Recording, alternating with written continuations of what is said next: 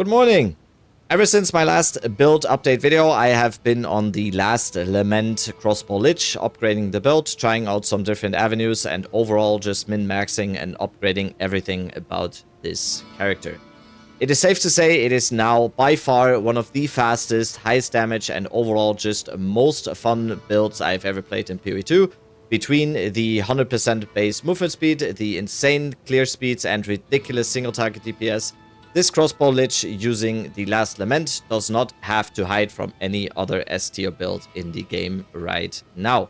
Whether it's giga-juiced T15 maps, any max difficulty Pinnacle boss or Simulacrum, everything just bows down to this god of a character. The written mobalytics guide that will be linked down below has been updated to the exact version that I am running now. If there are ever any changes to the build, best way to keep up to date is going to be on my Twitch channel, where I am streaming PoE2 every single day. And that one will also be linked in the description. Once again, just like in the last video for this, a big shout out to both Forham and Sauza, who did a lot of the groundwork on this absolutely amazing build. Before we start off going over everything about this character, I should definitely also mention that the setup that I will be showcasing here is going to be pretty expensive. With uniques like the Constricting Command, Death Articulated, and Headhunter, and some other pretty costly gear pieces, this build in its current form as it is presented here will eclipse the 100 to 200 divine mark. In one of my next videos, I will do a version to this with a much lower investment though, and I truly believe this build will still shine in T50 maps and pinnacles even on a more budget-friendly level. If you already want to get your Lich up and running, a very good and much cheaper alternative is my Essence Drain Contagion Lich, which on a very low investment can absolutely be used to farm up the currency to get a little bit closer to making this build work. The written guide and corresponding video for that build will also be linked down below. So, let's get into everything about this last Lament Crossbow Lich. So, starting off with the character sheet here, as always, first thing I wanted to show off is going to be the base movement speed here. So, in Hideout, we have a movement speed of over 100% here. So, the character is extremely fast, and also with the reduced movement speed penalty that we are getting on the passive tree while using skills, we are also barely getting slowed down while shooting. So not only are we flying around at exactly 100% movement speed baseline, we are also just barely getting slowed down while we are shooting.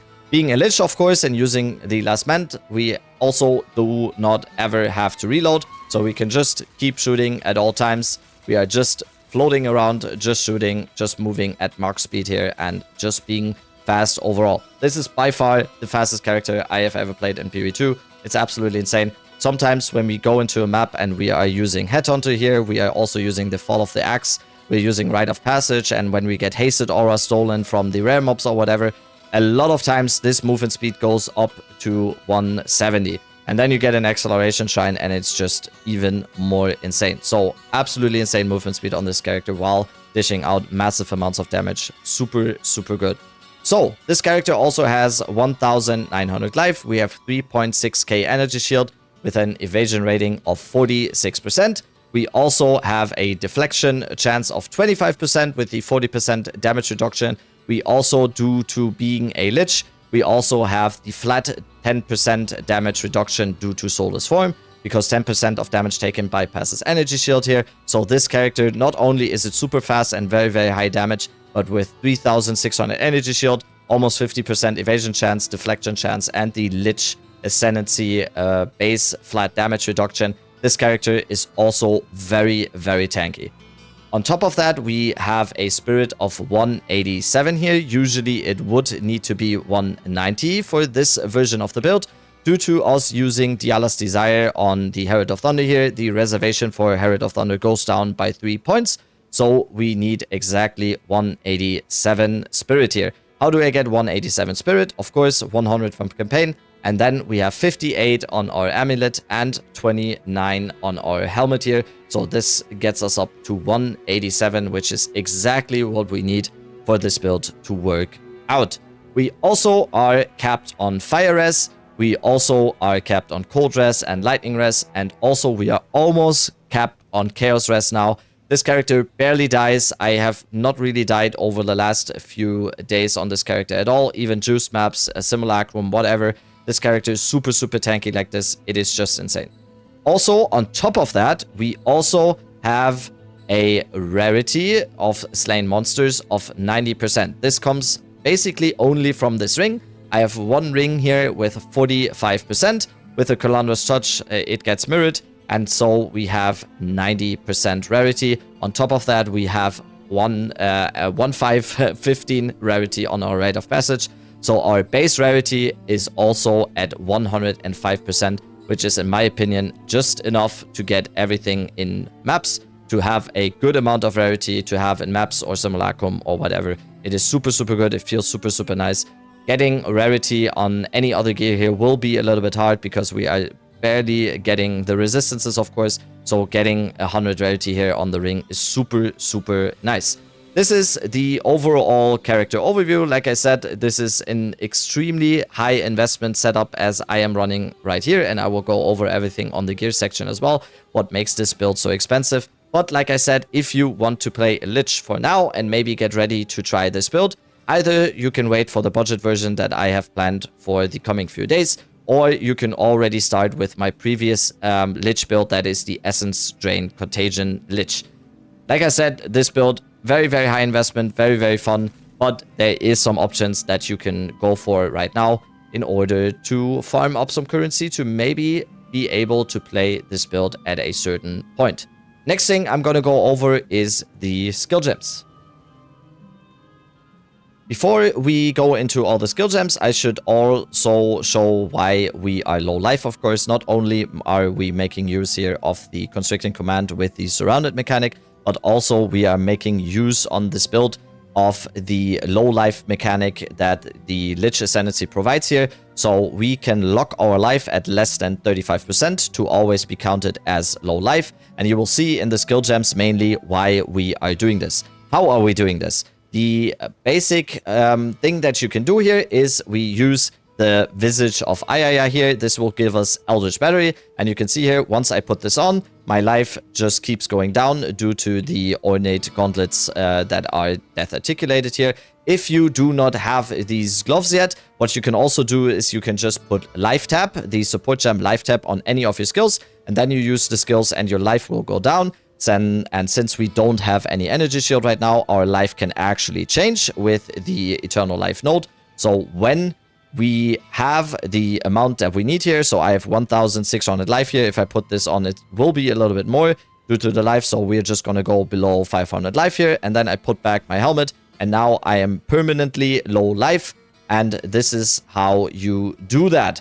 So why are we going low life on this build? Not only do we have some nodes on the passive tree here that give us a bonus when we are low life, like Killer Instinct here. This is 60% more attack damage while we are on life. We're also making use of quick response here, which I have on a Megalo, for example. This is very good to have on a Megalo here. So quick response gives us 50% faster start to energy shield recharge when we are not on full life. And also there is the node Last Stand here, for example, where we also get 25% more attack damage when on low life.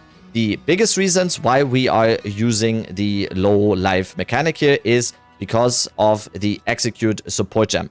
The Execute support gem is just absolutely insane now. Execute 3 offers 30% more damage for the Socketed skill when we are low life, and also the normal 30% more damage when the enemies are low life. So when an enemy is low life, we are basically doing 60% more damage just with this one support gem. So let's go into all the support gems here. Of course, we are using Requiem that is coming from the last Lament here. This is our main single target damage when we are doing Pinnacle bosses. So we get Requiem level 19 here from our last Lament. And on Requiem, I am using Execute 3, Concentrated Area, Defy. With the Constricting Command, Defy is also going to be an extremely good support gem. attack damage with hits is always lucky while we are surrounded. And with the Constricting Command, we are always surrounded. So Defy is a very, very good one here. I'm also using Deliberation in here. This is mainly not used though, because when we are actually doing a Pinnacle boss, I will put Rakiata's Flow from Galvanic Shards into Requiem. So for single target, Execute 3 for Requiem, Concentrated Area, Defy 1, and Rakiata's Flow. The usual mapping thing is going to be Galvanic Shards. Galvanic Shards I'm using with Fork, Execute 3 again, Defy 1, Innervate, and Rakiata's Flow. Herald of Thunder with Elemental Focus, Lightning Attunement, Execute 3 again, and Magnified Area. Like I already said, Diala's Desire here is also used in Herald of Thunder, so we reduce the reservation a little bit again, but it also gives us +1 to Herald of Thunder, and it also increases the quality of Herald of Thunder of 10%. We're also using Convalescence to get our Energy Shield back with Cooldown Recovery 2, Prolonged Duration 2, and again, Dire Strike 2. Dire Strike 2 is another reason why we want to be on low life, because Dire Strike 2 gives us 70% attack damage while we are on low life. This also stacks with Dire Strike 1, so if you have some extra spirit to spare, you can also use Dire Strike 1 in combination with Dire Strike 2 to give us even more attack damage while we are low life. We're also using Wind Dancer with Armor Explosion, Corrosion, and Poison 2. This is the combination that I've used in Wind Dancer in 0.2. This is basically a little bit of a damage boost when something hit us. It is triggering a Armor Explosion with the Poison thing here. It is a super, super nice defensive layer, of course, that is provided by Wind Dancer, but this also means that most of the stuff that hits us at most times will get blown up and triggers the Armor Explosion. Also using Maim and Knockback on this. So Ghost Dance we are using with Compressed Duration 2 and Uthrid's Omen to get +3 to Ghost Dance. I'm also now using Berserk because we are using Death Articulated here, of course. We have permanent rage max of 48%. Again, usually the big downside to Death Articulated is that we lose our life while we are using it. So since we have locked our life and we have Eternal Life with the Lich node, and since we have Energy Shield, we are not losing life and we are on perma 48% rage, or 48 point rage here. With the use of Berserk, we grant this effect even more percent of 69% here. Very nice. So we are using Berserk with Uhtred Exodus to get +3 on rage as well. It is super, super good in terms of damage. If we take off this one, we can see here, if I take off the Death Articulated and our rage goes down here, you can see the damage. Let me turn this off, and now if we take the Death Articulated, we can see here the damage for Requiem. If you watch that, look how it's just going up, or the crossbow shot is the better example here because it's kind of bugged a little bit on the other stuff. So the rage is just an insane amount of damage here. It basically doubles our damage in this build. The last one is going to be Emergency Reload. This is basically our 30% more damage button. So whenever we press Emergency Reload for the next 8 seconds, our ammo is empowered. You can use this on Requiem, and if we then press Requiem, the Requiem will just only do even more damage. We're using Cooldown Recovery 2, Prolonged Duration 2, and Efficiency 2 on the Emergency Reload. This is all you need in terms of skill gems. It is the absolute min-max stage of this build right now. We have been tinkering around with this, and we found the upgrades that we're using here right now. It might be the case that if you are playing this build and you cannot meet the attribute requirements, for example, I'm using a Convalescence here of only level 18 because I couldn't hit the int requirement to have it at level 20, for example. And for Ghost Dance, it's fine. And for Berserk as well, you need Strength. So I am using a level 17 Berserk here. This is definitely totally okay if you can use it on a lower skill gem level here. Totally fine. If you can make the attribute points for this, you can also just put it higher, and it will give you even more damage. So this is going to be the skill gems, and next thing we're going to go over is, again, the gear. On the gear section, of course, let's start with the core unique of this build, the Last Lament crossbow. Instead of reloading with this crossbow, when you have to reload a new bolt, instead you sacrifice 300 life, And since we are a Lich with Eternal Life, like I have already explained, our life cannot change. We never have to reload with this crossbow. So this makes it so that we never have to reload our Galvanic Shards. It is just perma shooting. We never have to reload. We cannot sacrifice life. Absolutely insane. On this, you want to get as high physical damage and attack speed as possible, of course. This is fortunately not the most expensive crossbow right now. There are other parts about this build that are much more expensive, but it does Lament the core unique of this build. Another core here is going to be the Constricting Command Viper Cap. Since we have this, we are always surrounded and we can make use of these amazing nodes on the passive tree, like 20% increased attack speed while surrounded, 10% movement speed while surrounded, and this one, 100% more attack damage while surrounded. So Constricting Command, another very good unique for this build. Insanely good. It is just insane how good this actually is. Kind of deepest tower is 0.2 or whatever, or like 2 point whatever deepest tower. Really, really good. Then also, like I already said, we have a Constricting Command with a Spirit Corruption here to get our Spirit up to 187.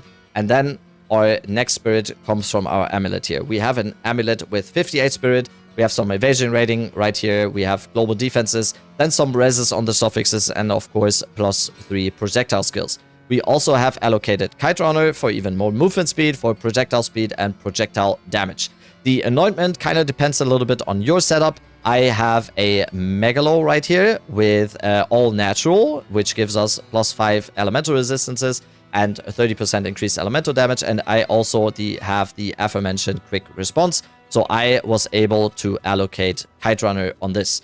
The chest piece is going to be a Falconess here with even more movement speed. And then just high evasion rating, high energy shield, and reses. And also in the suffix slot, very, very important to get the deflection rating based on our evasion rating. Deflection is a very, very good tool to make this character even more tanky, because when we have some deflection, when something hits us, and we don't evade it with the 50% evasion rating that we have a 25% chance of deflecting that and getting a damage reduction of 40%. Very, very good. My ring here is basically only a ring that I am using here for reses and rarity. This ring doesn't offer any damage, basically. I still need to find something that can offer us some damage on the slots here, since this has a only T4 lightning and T3 cold. I will change this Desecrate as well to one of the prefixes, the Desecrated mods, with 15% more attack damage while on low life. But mainly I have this ring to fill out my resistances and also to get the 90 rarity just from this ring. Another core of this build, the aforementioned Death Articulated here. Death Articulated, like I already explained in the Rage section, in the Skill Gem section, it is super, super insane. It is a insanely big damage boost. There is a reason why these are so expensive. I think they're floating around like 60 div right now. So absolutely insane. You can, even if you can get a second socket on this and can get even more attack speed, insane gloves right here. We're also using Headhunter, of course. Headhunter, just super good overall. I don't think I need to explain this. Headhunter, basically good in any build. Really, really good. We're also using 100% increased effect boots, because we have the Techrod's Gaze rune, which gives us 10% movement speed when on low life. With 100% increased boots, we get 20% movement speed just from this one rune. The other rune in my boots is the rune for reduced movement speed penalty from using skills. So with the 100% effect, we also get 12% reduced movement speed penalty from skills while using the skills. So that is the boots. For the charms, I'm using Nascent Hope, Fall of the Axe, and I'm using the Rite of Passage Golden Charm with Stag.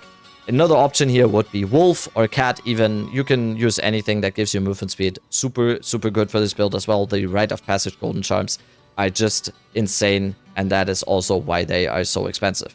So, like I said, the gear for this build, very, very expensive. When we add up all the gear, and when we add up Rakiata's Flow and Diala's Desire, this goes up into the hundreds of divines. It is a very, very expensive build. It definitely costs a little bit to be this fast and do this much damage.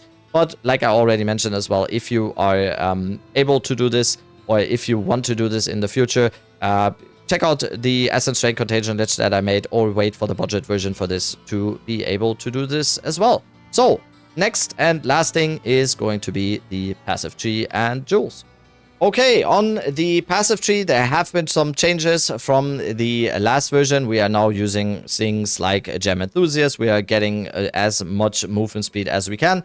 But the best thing to get you through the passive tree is going to be the Mobalytics guide that will be linked in the description here. So if you want to check out the passive tree, that will be linked on the Mobalytics guide in the description. For the Ascendancy points, we are using Eternal Life and Soulless Form, of course. We're also using Necromantic Conduit for even more damage as extra chaos damage. And we are also using the Crystalline Phylactery here to get one, or basically two, very, very good jewels on this build. For the jewels, I'm also always going with movement speed, projectile damage, hits against rare and unique enemies, and, for example, attack speed with crossbows. All the jewels are going to be looking very, very similar, like this. Movement speed, lightning damage, projectile damage, movement speed, attack speed, elemental damage, projectile damage. There is a bunch of stuff you can take here. The jewel stat priority will also be in the Mobalytics that is linked down below.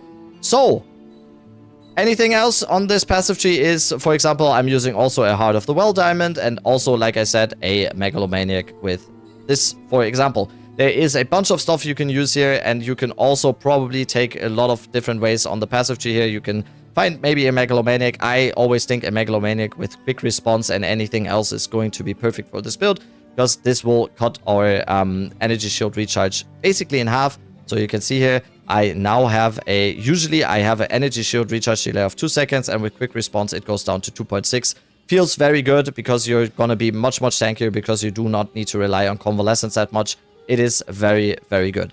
But yeah, like I said, passive tree will of course be in the Mobalytics. Everything about the Mobalytics will be updated when this video drops.